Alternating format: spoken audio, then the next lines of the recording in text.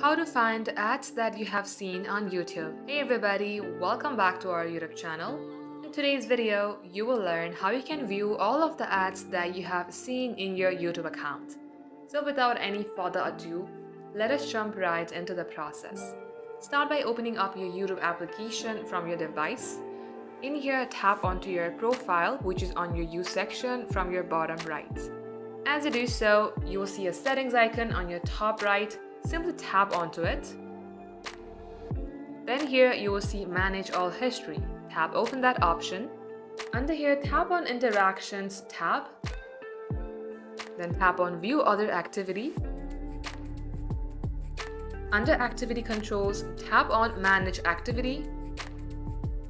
As you do so, you will get landed onto another site. And here you will see all the ads that you have interacted with, just like so. This is how you can see all the ads that you have seen in your YouTube account. Thank you for watching the video till the very end. In case you would like to see more videos on this topic, then do comment down below. We will get back to you soon with more tutorials like this.